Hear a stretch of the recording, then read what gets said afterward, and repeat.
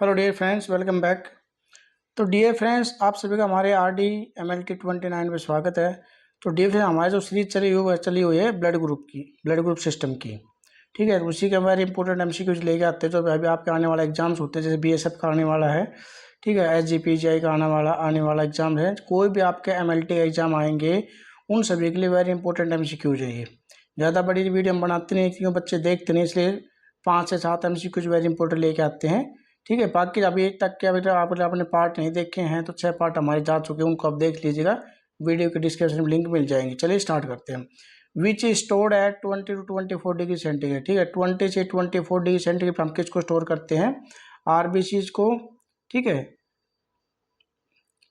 Packed red blood cells, platelet, fresh frozen plasma, cryoprecipitate. तो right option आ जाएगा हमारे यहाँ पे बी, प्लेटलेट, ठीक है। वो प्लेटलेट और होल ब्लड को हम लोग स्टोर करते हैं 20 से 24 डिग्री सेंटीग्रेड पे, 5 दिन के लिए रख सकते हैं उसको।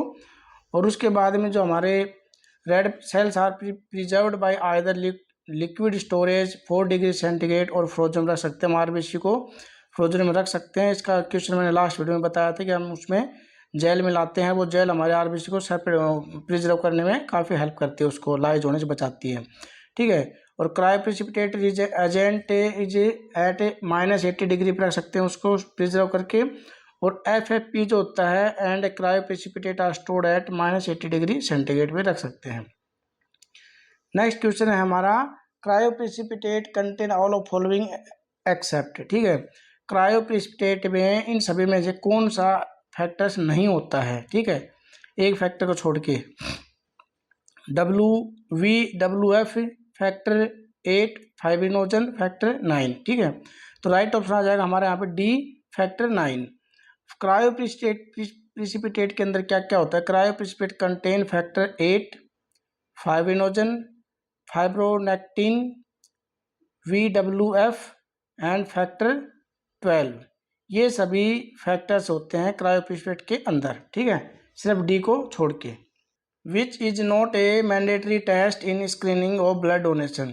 ब्लड डोनेशन स्क्रीनिंग में कौन सा टेस्ट मैंडेटरी नहीं होता इनमें से? Hepatitis C antibody, hepatitis B, malaria, VDRL और टाइफाइड, ठीक है। तो इन सभी में राइट ऑप्शन आ जाएगा हमारा यहाँ पे ई, टाइफाइड, ठीक है। अब बात करते हैं ई के बारे में।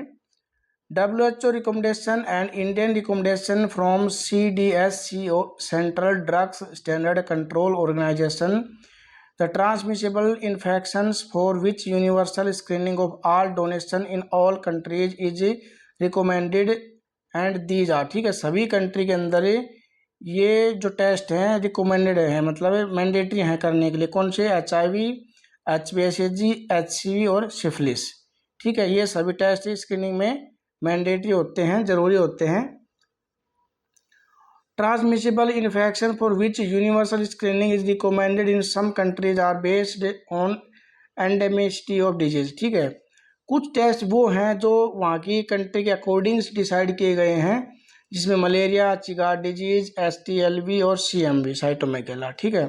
वहाँ की एंडेमिसिटी के डिजीज के बेस पे वहाँ पे अगर वो बीमारी ज़्यादा फैल रही है, ज़्यादा वहाँ पे इन्फेक्टिव होती है, तो उस कंडीशन के हिसाब से कुछ टेस्ट ये किए गए हैं वहाँ पे। और बाकी जो मैंडेटरी जो टेस्ट हैं जो ऑल कंट्री के अंदर किए जाते हैं वो हमारे HIV, HPSC, HCV और सिफिलिस होते हैं।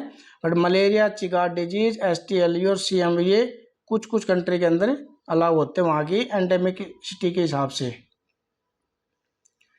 नेक्स्ट है, which of following situation will lead to intravascular hemolysis. इन सभी में कौन सी इंट्रावास्कुलर डिजीज हेमोलाइटिक डिजीज को कोज करता है, ठीक है, कौन सी सिचुएशन कोज करता है? Group O RBC to group A recipient, अगर हम O RBC को रिसिपेंट A में चढ़ाते हैं। ग्रुप O RBC को अगर हम AB ब्लड ग्रुप के रिसिपेंट में चढ़ाते हैं।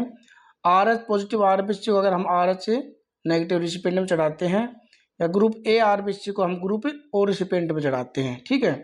तो ये देखिए एंटीजन एंटीबॉडी के ऊपर डिपेंड होता है कि कौन से ग्रुप में कौन सा एंटीबॉडी होता है, ठीक है। तो इसका राइट ऑप्शन हमारा आ जाएगा D, group A RBC to group O recipient. Group O जो होता है यूनिवर्सल डोनर होता है, ठीक है, तो उसके अंदर कोई एंटीजन नहीं होता, बट उसके अंदर एंटीबॉडी A और B होता है। ऐसे ग्रुप ए के अंदर एंटीबॉडी बी होता है, ठीक है।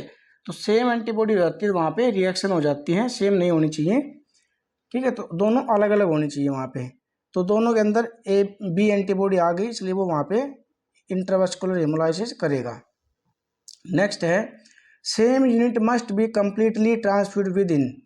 अगर हम किसी पेशेंट को ब्लड चढ़ाते हैं तो उसकी अगर हाफ यूनिट चढ़ा दी है हमने, हाफ बची हुई, तो उसको हाफ बची हुई यूनिट को हम कब तक पूरा करेंगे, उसमें चढ़ा सकते हैं उसको 30 मिनट के अंदर, 4 आवर, 6 आवर, 8 आवर, ठीक है। तो इसका जो राइट ऑप्शन है वो आ जाएगा हमारा बी का, 4 आवर के अंदर अंदर हम उसको कंप्लीट चढ़ा सकते हैं।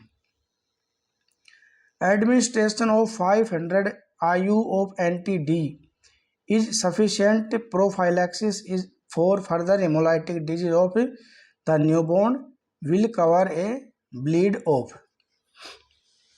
देखिए हेमोलाइटिक डिजीज क्या होती है, HDN, hemolytic disease of newborn. कोई भी औरत होती है, कोई भी प्रेग्नेंट होती है, उसका ब्लड ग्रुप ए नेगेटिव होता है, ठीक है, और उसके हस्बैंड का पॉजिटिव होता है। तो उसमें क्या होता है, अगर पहला बच्चा होता है, उस पहला बच्चा भी ब्लड ग्रुप आपका नेगेटिव है, उस बच्चे ना बच्चे का ब्लड ग्रुप पॉजिटिव है, ठीक है। तो उस मदर को क्या होता है कि एंटी-डी का इंजेक्शन लगाया जाता है कि अगले होने वाली डिलीवरी में जो नेक्स्ट बच्चा होता है उसको कोई हेमोलाइटिक डिजीज ना हो। क्योंकि जो पॉजिटिव बच्चा हो रहा है और नेगेटिव ग्रुप की मदर है, तो जो बच्चे का ब्लड होता है ना, वो प्लेसेंटा के थ्रू कुछ ब्लड मदर के अंदर चला जाता है, ठीक है, डिलीवरी के दौरान। तो वहाँ पे वो जाने के बाद में उसके अगेंस्ट एंटीबॉडी बना लेता है और वहाँ पे बिल्कुल स्लीपिंग मोड में रहता है, कोई प्रॉब्लम नहीं करता वो जब तक अगली डिलीवरी नहीं होती है। जैसे वो प्रेग्नेंट होती है, नेक्स्ट डिलीवरी के टाइम पे, नेक्स्ट प्रेगनेंसी के टाइम पे ही वो एंटीबॉडी बनाना स्टार्ट कर देगा उस बच्चे का अगेंस्ट, और वो उस बच्चे को गर्भ के अंदर ही मार देता है, वो एंटीबॉडी बन जाती है। तो जैसे ही कभी भी नेगेटिव ब्लड ग्रुप वाली औरत होती है, वो डिलीवरी के दौरान उसका बच्चा अगर पॉजिटिव ब्लड ग्रुप का होता है तो उसको एंटी-डी की डोज लगाई जाती है 72 घंटे के अंदर अंदर, ठीक है, क्योंकि वो नेक्स्ट डिलीवरी के टाइम पे प्रॉब्लम ना हो। तो उसमें हमारा ऑप्शन आएगा 2 ml, 4 ml, 6 ml, 8 ml, ठीक है। 500 IU एंटी-डी सफिशिएंट है, तो इसमें यहाँ पे आ जाएगा ऑप्शन 4 ml, ठीक है। तो 125 IU international unit anti-D immunoglobulin sufficient for a feto maternal haemorrhagic of 1 ml cells, ठीक है। 1 ml सेल्स के लिए 125 IU जो है यूनिट है वो आप उसमें सफिशिएंट होती है, ठीक है।